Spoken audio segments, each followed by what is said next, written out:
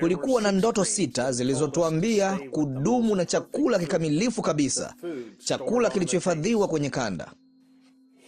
Hii hapa sehemu ya ndoto ya ndugu Panel iliyorekodiwa kwenye kanda ya mwaka 621230A. Hii ndiyo ishara ya mwisho, Bwana. Hii hapa tafsiri ya ndoto yako.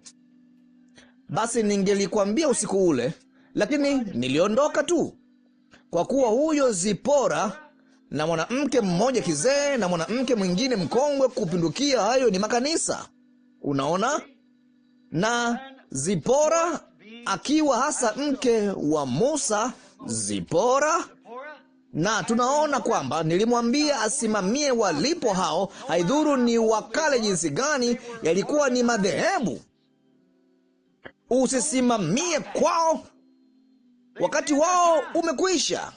Lakini ajapo kwa mke wangu, ambalo ni kanisa langu, ambalo Yesu Kristo amenipeleka mimi katika siku hizi za mwisho, nalo ndilo hili hapa.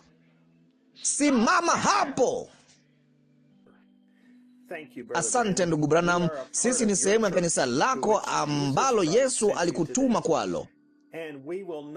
Nasi hatutamruhusu mhudumu yeyote atuondoe kutoka kwenye maji yaliyo hai ya uzima. Ujumbe huu ulio kwenye kanda.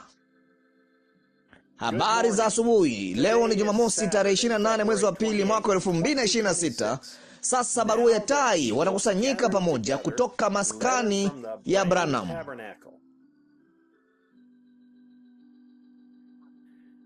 Mpendwa bibi harusi Neno Bikira, nimeketi hapa asubuhi ya leo nikiuhisi upako wa aina yake ninapousikiliza, kusoma na kujifunza ujumbe huu ambao bibi harusi atakaosikia Jumapili. Utu wangu wote umejaa upako, moyo wangu unabubujika kwa furaha kubwa nikijua sote tutakusanyika pamoja kutoka kote ulimwenguni kwa upako huu ule ule. Tutakuwa tukifurahi, tukimsifu Bwana sote kwa wakati mmoja, yeye anapozungumza na kila mmoja wetu na kulifunua neno lake.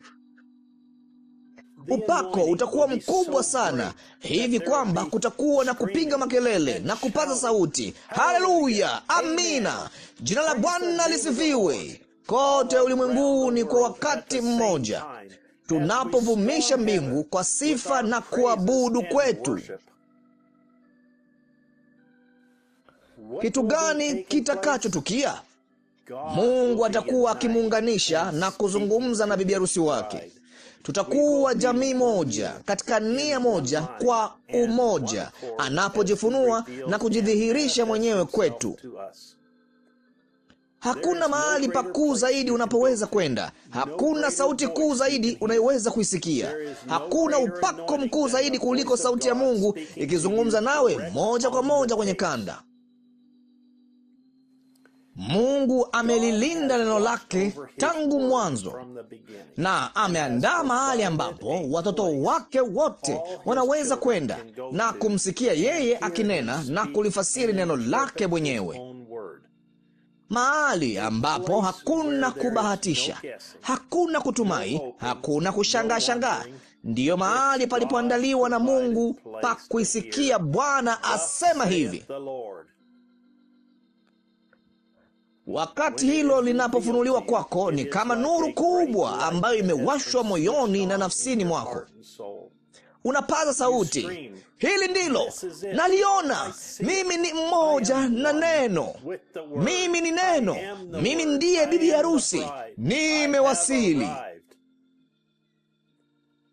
Linatendeka nao hawajui. Hiyo ni kweli, mwaona? Naam Bwana, kwa kuwa popote ulipo mzoga ndipo watakapokusanyika tai.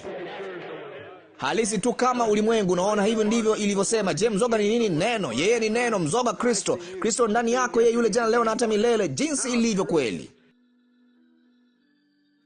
Tunapokusanyika kulisikiliza neno, wasiwasi wetu wote, msongo wetu wote wa mawazo, matatizo yetu yote hutoweka tu. Tunafurahi tunapogundua kuwa hatuna cha kuwa na wasiwasi nacho. Sisi ni bibi harusi wake. Yeye hayuko tu pamoja nasi, bali yu ndani yetu. Sisi ni ile mbegu bibi harusi neno. Kila kitu ni kikamilifu, wakati wake ni mkamilifu. Sisi ni wakamilifu. Tumeridhika mno na kushukuru sana kusema sisi ni neno lake lililodhihirishwa, tuliozaliwa kibikira. Yesu Kristo yeye yule jana, leo na hata milele, akiishi na kukaa ndani yetu. Haleluya! Hatuwezi kupatana hata kwenye neno moja. Lazima tuisikie sauti ya Mungu iliyo kwenye kanda. Je, umepata kuona tai akipatana? La, Bwana! Yeye hapatani kamwe, wala Mkristo halisi pia. Yeye si mtu mdhaifu. Yeye atawinda hata atakapoipata. Amina. Naam Bwana, yeye atapata nyama yake. Yeye anataka mana mpya. Atafika kule na kuchimbua mpaka ipate. Ataruka juu zaidi na zaidi.